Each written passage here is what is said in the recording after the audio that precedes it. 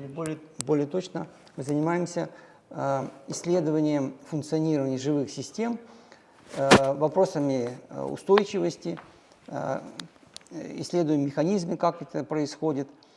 И это, в общем, эти исследования у нас в институте ведутся давно, около 50 лет, и основоположником является Виктор Георгиевич Гашков.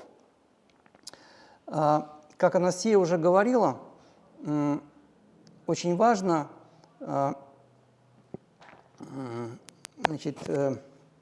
смотреть на проблему широко. То есть я буду фокусироваться, в общем-то, в основном на воде в пределах Кыргызстана. И если смотреть вот на проблему как бы в континентальном масштабе, то видно, что очень большие потоки влаги формируются в атмосфере, и благодаря растительного покрова бореальных лесов России значительный поток влаги в Кыргызстан поступает с Атлантики через Россию. Но это только часть проблемы, потому что ведь одно дело, когда вода есть в воздухе, другое дело, значит, она может, так сказать, передаваться или передвигаться с помощью циклонов, то есть физическими процессами. А другое дело, ведь как ее получить в виде осадков, которые наполняют наши реки. И я немножко попробую рассказать о механизмах, как растительность влияет на запасы и потоки влаги применительно к Кыргызстану. Тут, конечно, у меня название доклада так написано широко, но я попытаюсь все-таки встать на позицию теории биотической регуляции и представить некоторые соображения вот по поводу этой проблемы. Для начала я попытаюсь немножко остановиться на том, что такое вообще экосистемы. То есть это популярное нынче слово, его используют кому как нравится. Но я думаю, что людям, живущим в Средней Азии, Центральной Азии, это понятие очень близко, потому что вы знаете, что такое рынок. Рынок – это когда у вас есть независимые производители, хозяйства, которые тесно связаны между собой, которые занимаются производством каких-то товаров. Пусть, допустим, это будет сельскохозяйственный товар. И каждый производитель, который выходит на рынок для продажи своих товаров, он тесно связан вот со всеми членами этого хозяйства. То есть это как бы такая структурная единица, и это можно назвать локальной экосистемой. Затем производитель выходит на базар, на рынок и продает свои продукты. На базаре много производителей, и чем больше, вы знаете, что чем больше производителей, тем оптимальнее цена на товар каждого конкретного продукта.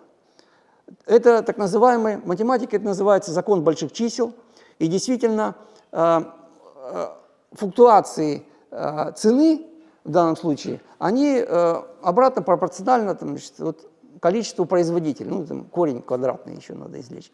Но, то есть, если производителей мало, тогда цены на продукты или на товары, они будут очень сильно прыгать, очень сильно зависеть от разных факторов. Вот экосистема, на самом деле, в живом мире, она функционирует примерно так же. То есть существуют локальные экосистемы, которые состоят из связанных таких локальных сообществ, организмов.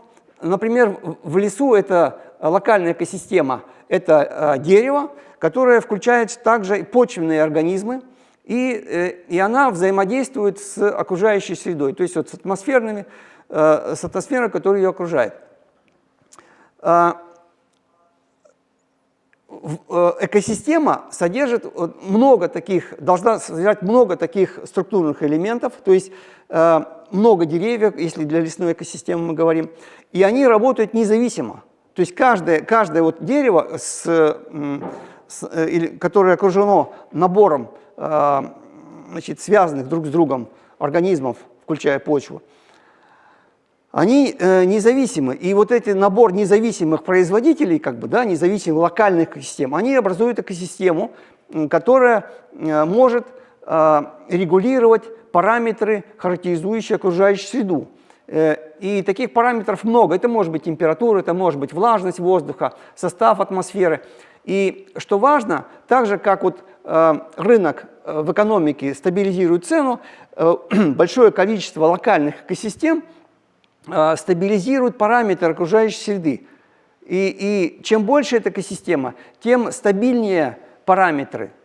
И особенность жизни состоит в том, что параметры окружающей среды, которые они формируют таким образом, они оптимальны для жизни человека. Ну так получилось. Когда человек появился, уже окружающая среда была создана в таком состоянии, которое для него было приемлемо. То есть мы обязаны своим существованием работе естественных экосистем, то есть растительному покрову, почвенным процессам, которые создают для нас окружающую среду. То есть мы не удивляемся, когда на рынке или в магазине, то есть на фабрике кто-то производит для нас одежду, там, скажем, обувь, там, еду и так далее.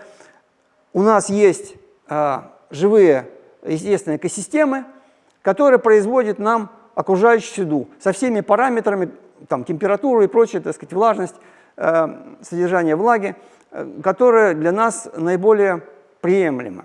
И поэтому вопрос стоит о том, что мы должны как-то вот созревать свое поведение с функционированием этих систем. Мы не можем, так сказать, уже понятно из теории, из исследований, что заменить эту систему искусственно мы не можем. Поэтому вопрос о том, что, значит, вопрос климатических изменений, вопрос климата, он сводится к вопросу вот того, как функционируют естественные экосистемы и как их вообще оставить, чтобы они позволили нам, собственно, существовать на этой планете. Так вот, здесь очень много говорится о биоразнообразии, но на самом деле, как Анастасия говорила, жизнь колоссально сложна. И такие параметры, как биоразнообразие, совершенно недостаточны для того, чтобы описать всю ее сложность. Но один из параметров, ключевых параметров, который характеризует функциональность экосистемы, это степень нарушенности экосистемы.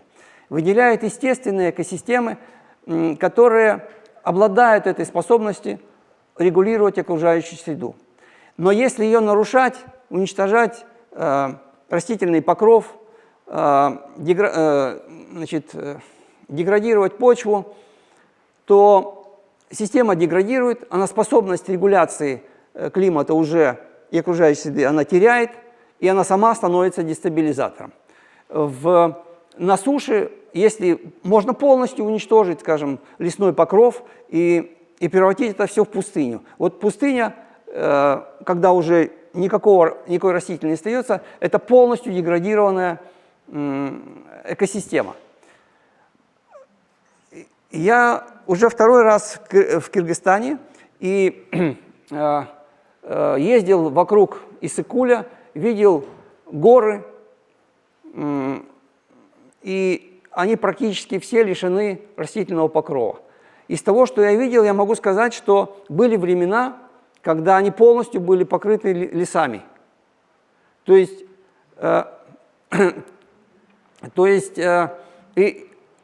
они были полностью покрыты лесами, и то, что этих лесов нет, это результат хозяйственной деятельности человека. Главным образом, это за счет ведения скотоводства.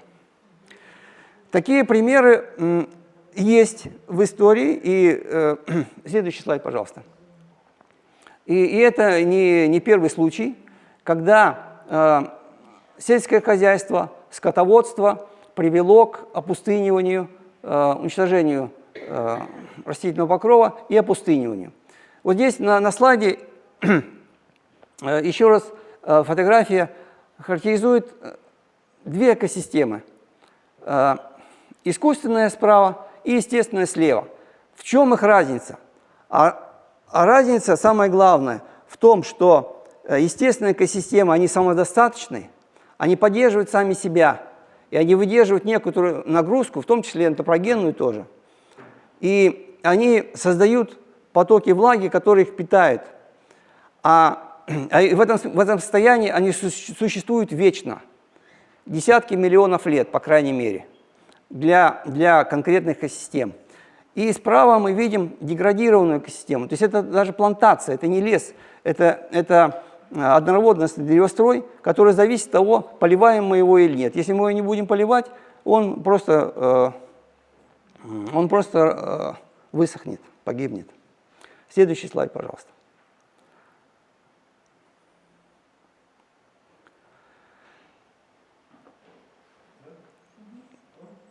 Ага, да, вижу. Так, значит, при нарушениях различного рода экосистемы, естественные экосистемы, обладают способностью самовосстановления. Вот это уникальное их свойство, и сам процесс восстановления подобен как бы выздоровлению без медикаментов. Это очень сложный процесс, многоступенчатый, который начинается с восстановления почвы через травы, мхи, лишайники, кустарники, через деревья первичной сукцессии. И особенность каждой стадии сукцессионного процесса состоит в том, чтобы подготовить почву для своего собственного уничтожения и благоприятные условия для произрастания видов другой сукцессии. Это занимает сотни лет, чтобы прийти к стационарному состоянию, климакс, так называемых, поздних сукцессионных видов, которые в этом состоянии могут существовать вечно. И это как бы сказать, естественная экосистема, как семья. Там есть распределение по возрастам, по видам, и каждый вот член семьи обладает определенной функцией. Наиболее трудоспособны средние, скажем, по возрасту часть. Молодые должны подрасти. Если дерево выпадает, то есть умирает, на его место приходят другие. То есть таким образом на экосистемном уровне функционирование сохраняется. То есть несмотря на то, что как бы отдельные элементы могут то есть имеют конечное время жизни, но вот экосистема в этом смысле, она функционирует вечно. Однако самовосстановление экосистемы, оно возможно не всегда. Если возмущение, которое вносится в систему, очень сильное, то может так или длительное, пожары, вырубки, выпас, то система теряет информацию о том, как ей восстанавливаться. То есть, например, в почве не хватает семян для того, чтобы перейти в стадию поздней сукцессии, и времени не хватает. То есть все время скорость, с которой эта система нарушается, очень большая по сравнению со скоростью, когда она должна, со скоростью, которой она восстанавливается. То есть система не успевает восстанавливаться. И если очень длительные возмущения, значит, превышают такой некий порог, то система теряет способность к самовосстановлению, она становится деградированной. И таким образом можно ее уничтожить вплоть до полной деградации, привести ее в состояние пустыни. Следующий слайд, пожалуйста. Значит, это я схему взял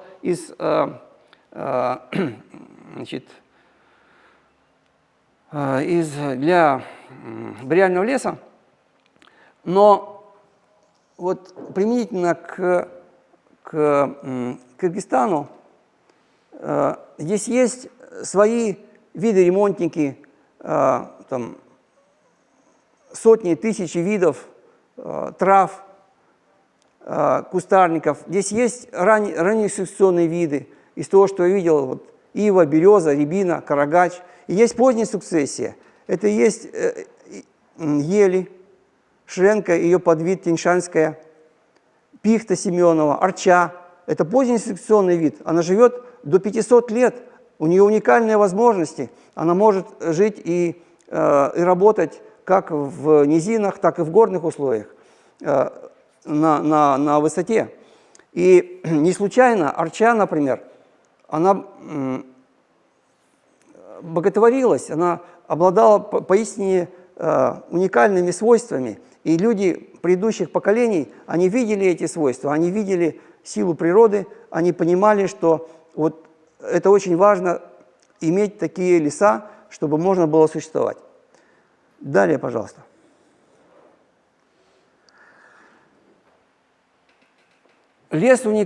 Восстановленный лес обладает уникальными функциями. Он позволяет восстанавливать почвы, он позволяет восстанавливать реки, ледники. И вот эта возможность сохранить леса и восстановить их в Кыргызстане будет иметь очень большие последствия для улучшения вот, и почв, и восстановления рек, и ледников. Значит, некоторые соображения. Мы знаем, как происходит естественная сукцессия, но искусственно это очень сложно сделать. И это вопрос еще открытый, как восстанавливать искусственным образом. Но идея, по крайней мере, состоит в том, чтобы имитировать естественную сукцессию. Нельзя высаживать, например, породы из поздних сукцессий, потому что почва не подготовлена. Должны быть виды-ремонтники, которые подготовят почву. И только потом уже нужно переходить, подсаживать, скажем, вот поздние климаксные виды.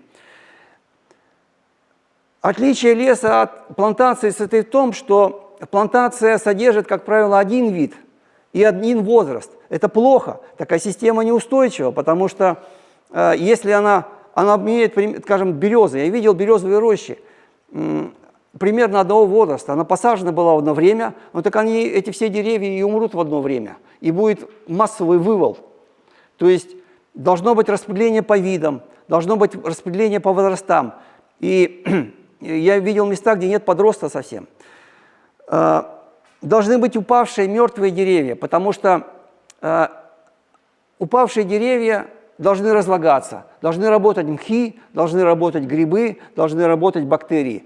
Основная работа в почве выполняется бактериями и грибами. И мы даже не видим эти одноклеточные организмы, но они выполняют основную работу по разложению органики. И эти процессы такие же мощные, как и процессы в надпочве, в растительности. Если обеднять, не давать возможности органике разлагаться, почва деградирует очень быстро. За времена несколько лет, десяток лет может деградировать. А это очень плохо, потому что процессы в растительном покрове, они скоррелированы с процессами в почве. Это единая система. Следующий слайд, пожалуйста.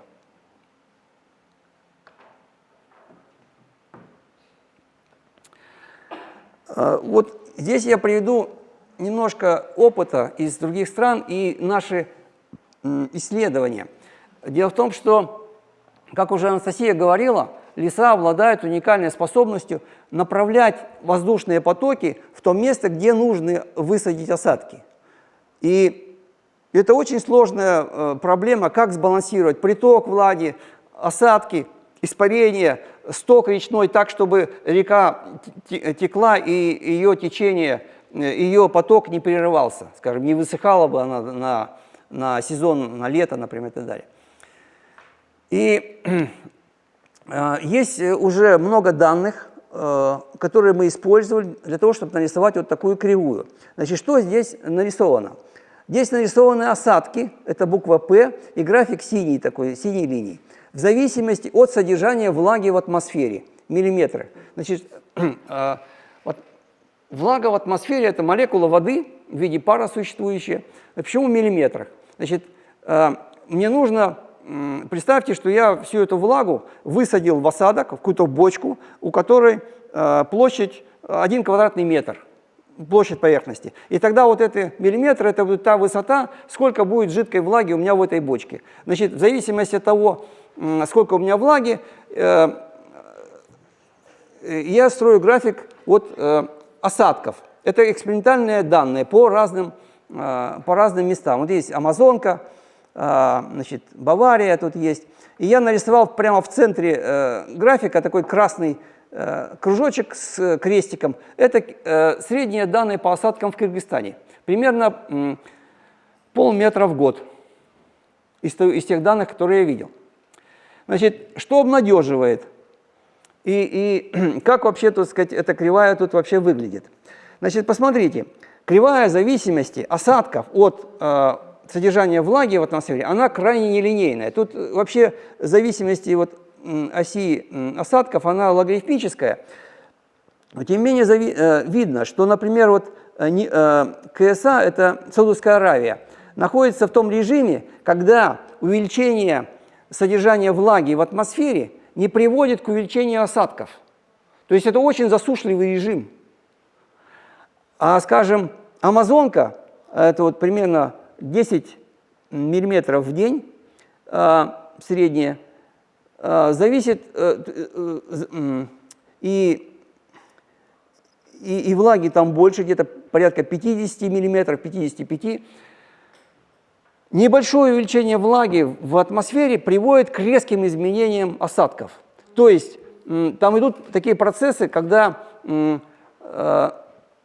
если чуть-чуть растения и деревья транспирируют влагу в атмосферу, вызвать осадки очень легко. По Кыргызстану мы видим, что мы находимся, и это влажный режим, в Кыргызстане мы находимся где-то посередине, но тем не менее радует то, что зависимость довольно четкая, то есть увеличение содержания влаги в атмосфере приводит к увеличению вероятности образования осадков. На правом рисунке есть такие кружочки. Это примеры из Саудовской Аравии. Значит, они занимались сельским хозяйством и до недавнего времени производили очень много пшеницы, продавали на экспорт.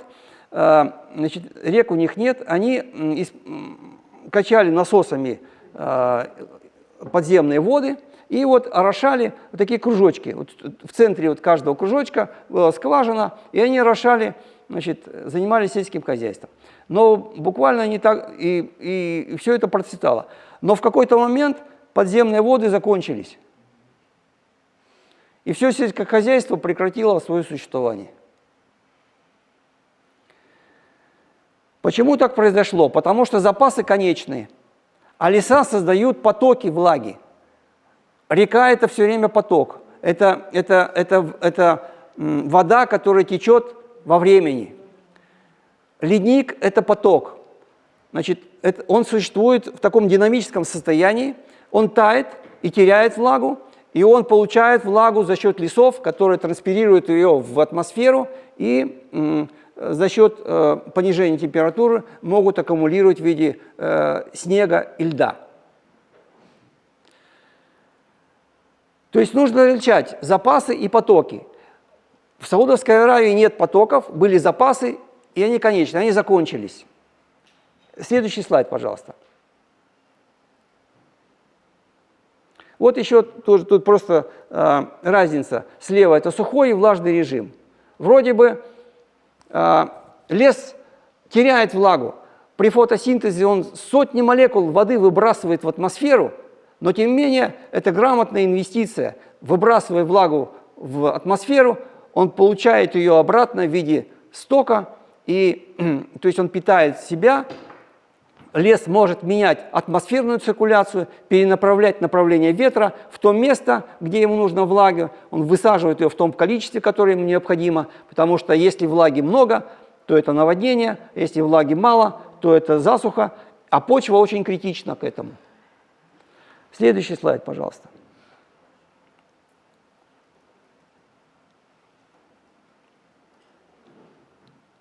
Так, что-то у меня не... Ага, вот. И еще один пример приведу вам, как работает биотический насос, о котором говорила Анастасия.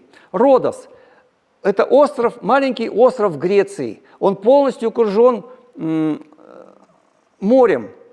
И, казалось бы, нет проблемы для влаги попасть на остров. Тут влаги в воздухе много, но это не вся проблема. В эту влагу нужно еще и из воздуха получить, высадить ее в виде осадков. И здесь мы видим проблему, потому что до где-то 80-х годов прошлого века там были леса и текли реки, но после очередного пожара, значит, реки высохли, и там из посадок были в основном оливки посажены. То есть естественная растительность была полностью нарушена, и после пожара, после очень сильного такого возмущения, эти реки исчезли. Возникла нехватка пресной воды, и теперь они строят водосборы, потому что действительно в течение всего года практически идет засуха, а вся влага, которая случайным образом, физические такие флуктуации, приходят, они выливаются в течение 1-2 дней и таким же потоком стекают в море. То есть ее нужно задерживать искусственно, иначе она просто вся теряется. Следующий слайд, пожалуйста.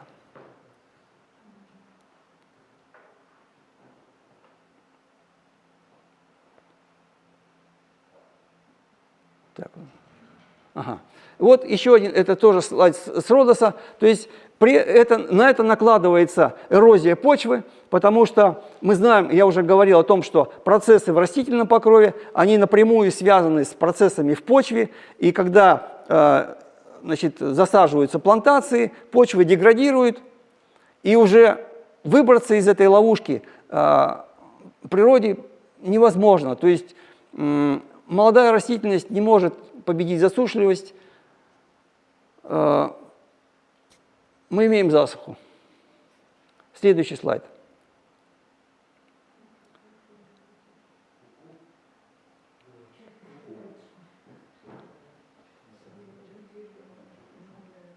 Так.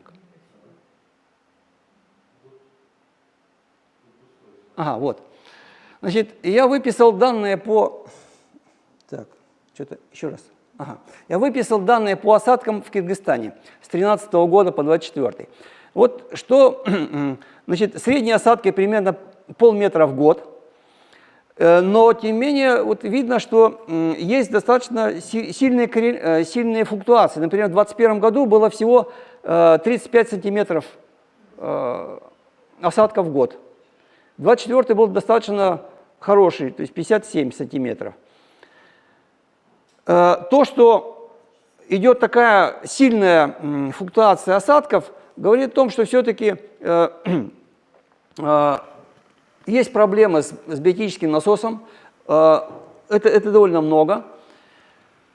Мы также знаем, что многие реки здесь подпитываются ледниками. Вот я пересчитал, обычно их привозят запасы льда, ну или воды, скажем так, в форме льда, в кубометрах. Но если я просто привел это все к единому знаменателю, поделив на площадь Кыргызстана, то есть на 1 квадратный метр. То есть у меня высота, запас воды в леднике характеризуется просто высотой ледника, которая приходится на каждый квадратный метр страны.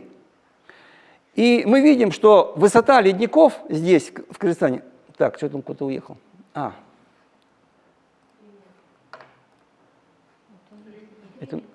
у меня что-то. Значит, высота ледников здесь находится на уровне где-то 3 метров. Много это или мало? Да мало, потому что если бы мы имели осадки полметра в год, то и все они уходили в ледники, то запас ледников можно восстановить за 6 лет. Правильно? То есть 6 мы делим на 3 метра делим на 0,5 метра в год. То есть за 6 лет мы могли бы этот запас накопить. А почему же так происходит? Что, казалось бы, небольшой запас, а он существует, так сказать, реки текут, ледники живут. А это динамическое равновесие. То есть леса работают еще. и они приносят влагу. И это, так сказать, приток компенсирует сток, который уходит в реки.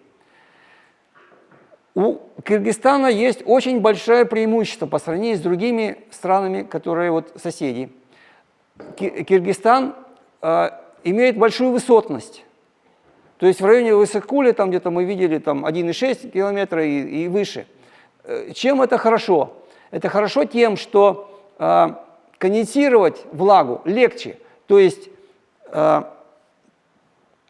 того, чтобы влага превратилась в осадки, лес вызывает восходящие потоки. И влага при подъеме в атмосфере, она охлаждается и конденсируется. То есть, если обычно высота, на которой происходит конденсация, от 3 до 5 километров, то здесь это происходит быстрее. То есть достаточно меньшей площади лесов, чтобы вызвать осадки. Но это не значит, что их можно уменьшать сколько угодно. Нужны большие территории, покрытые лесом. Чем больше, тем лучше, потому что, значит, у нас есть параметр высота, где происходит конденсация, и вот эта высота должна быть гораздо меньше, чем вот размер, типичный размер, диаметр, скажем, зоны, покрытой лесами. То есть это должны быть, по крайней мере, ну, десяток километров и больше. Значит, мы видели, еще я хочу сказать, вот еще одну вещь сказать. Значит, я посмотрел тоже, запас воды в почве, я не нашел данных, но я думаю, что они больше, чем запас ледников, потому что почва существенно обладает способностью задерживать влагу, скажем, вода не стекает так быстро в реки, она задерживается. И вот функция биоты, растительного покрова, в том и состоит, чтобы замедлить физические процессы распада, когда вода быстро стекает, в большом количестве стекает в океан или в данном случае в Иссык-Куль. И вот посмотрите, еще есть параметр такой, как общее потребление воды. Я пересчитал ее, опять же, на те же самые единицы, то есть на единицу, 1 квадратный метр площади Кыргызстана. И получил величину 0,04 метра в год. Почему я так сделал? Потому что так удобнее сравнивать, сколько мы потребляем воды по сравнению с осадками. Да почти 10%. Из них на сельское хозяйство уходит где-то вот 80, там, где-то, не знаю, по 90%. Вот. То есть отсюда следует, что нужно делать, чтобы восстановить реки, восстановить нормальные условия и почву. Нужно восстанавливать леса, нужно ограничивать площадь пастбищ, то есть закрывать их для крупных животных, потому что крупные животные, они приводят к полной деградации. И еще один момент, значит, это сокращение потребления воды в сельском хозяйстве. То есть нельзя расширять сельское хозяйство безгранично. То есть, возможно, стоит подумать, я просто вам, как сказать, свои соображения на этот счет скажу, возможно, стоит подумать о сокращении экспорта мяса и воды вот в другие страны. По крайней мере, это один из вариантов того, в каком направлении можно двигаться для того, чтобы улучшить свою ситуацию. Ну вот, если вопросы, я думаю, что мы ответим. У меня все, спасибо.